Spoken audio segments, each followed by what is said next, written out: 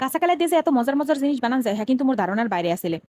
মুই তো কাঁচা কলা দিয়ে যে কত রকমের জিনিস বানাই খাই হ্যাঁ মুই নিজেও জানি না। তাই আজগো মুই দুগ্গো কাঁচা কলা লই লইছি হেইয়ের আগাগোড়া মাথা বাবা খালাইয়া এরপর কিন্তু টুকরো হরছি দুগ্গো। হেইয়ার পর কিন্তু মুই এই হিজেইলো মু তাই কেউ যদি মনে চায় 2 পিস 3 পিস কেলার সাইজ যদি বড় হয় হলে হে 3 টুকরো করে লইতে পারে, কোনো সমস্যা হইবে না। এরপর তো মুই একালে দুগ্গো কালারে সাইডে টুকরো বানাইয়া একাল সুন্দর করে ফসমাস হরি লইছি একাল ধুইয়ে লইছি। হেইয়ার পর তো এক চুলোর উপরে পাইলা বওয়াইয়া হের মধ্যে দিয়ে লইছিলাম কত পরীক্ষানে পানি। পানিটা যে একটু বলো করছে হেইয়ের মধ্যে কিন্তু মুই কেলা দিয়ে ডালি দিছি। লগে লগে দিয়ে লইছিলাম একটু হলদির গুঁড়ি। হলদির গুঁড়ি দেওয়ার একটাই কারণ কেলা কিন্তু হিজাইলে এককালে কষ্ট বাইরেই যাবে জম্মের মতো আর কেলাটা কালা হয়ে যাবে।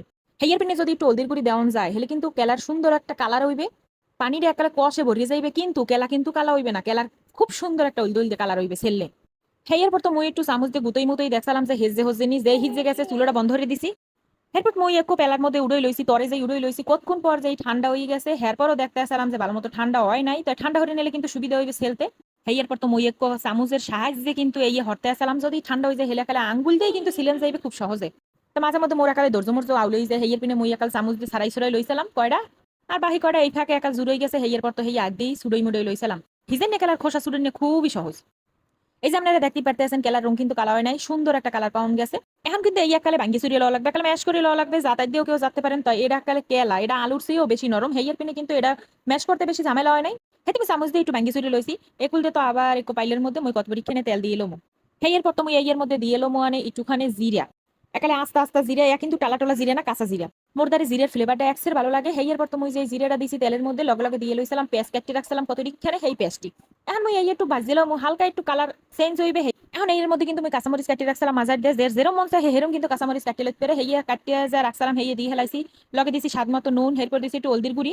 এই দেওয়ার লগে লগে কিন্তু মিলিয়ে হেলাইলাম যে ম্যাশ করে রাখছিলাম কেলাডি দিয়ে হেই কেলাডি এখন দিয়ে একসরে লাড়াচাড়া দিয়ে উড়ম। কেউ চাইলে কিন্তু হলদিটার একটু ভালো মতো কষাই টসাই লইতে পারে আর যদি মোর নাহান কেউ দর্জ কালে কম থাকে একা দর্জে কুলায় না হে কিন্তু ব্যাপারটা একসরে দিয়েও লাগতে পারে, কোনো সমস্যা হবে না। যেহেতু এটা হিজেন নিয়ে কেলা এটার মধ্যে দিয়ে একটুখানি পানি পানি বাইরে হেঁটে কিন্তু একসরে ব্যাপারটা লাড়ি উড়ইলি হয়ে যাবে। এখন যে মরিচের গুঁড়োটা দিছি এটা কিন্তু একালে গুঁড়ো মরিচের গুঁড়ো না, এইটা হইতেছে chilli flakes on kind of. ওই মরিচ টাইলে এরপর ব্লেন্ডারে ব্যাঙ্গে লইছিলাম তো একালে বেশি গুড়ি হরি নেই। হেই এরপর তো মুই এখন ভালো মতো ইয়ে লাড়ি সাইডে লেতে আসলাম। এটা যদি কেউ ভর্তা পাবেন হেলে কিন্তু খুবই ভুল করবেন, কারণ এটা কিন্তু ভর্তার মতো না, এটা আবার ভাজির মতো না। এইটা যে কি হ্যাঁ নাম মুই নিজেও জানি না। মুই ঘরে বই কোনো কাম না থাকলে অনেক কিছু বানাই খাই, যেটা মোর দ্বারা ভালো লাগে সেটাই কিন্তু আপনাগুলোকে শেয়ার করি। ব্যাচেলার মানে লেগে কিন্তু এই ভিডিওটা খুবই উপকারে, কারণ ব্যাচেলাররা খুব শর্টকাট রান্না পছন্দ করে, এটাও কিন্তু একটা শর্টকাট রান্দাই। এই খাওয়ানটা বানাই কিন্তু কেউ নিরাশ হইবেন না আশা করি। তাই মুই এখন আর কোনো কথা তো কমু না, মোর তো দেখেই একালে জিভে পানিই পড়ছে এত সুন্দর একটা খাওন। আজকে করে পেট ভরে ভাত খাওয়ান যাইবে তাই আর কোনো কথা তো কমু না, এখন বাবাকে খাওয়ামো আর নিজেও খামো। আজকে মতো টাটা, আল্লাহ হাফেজ।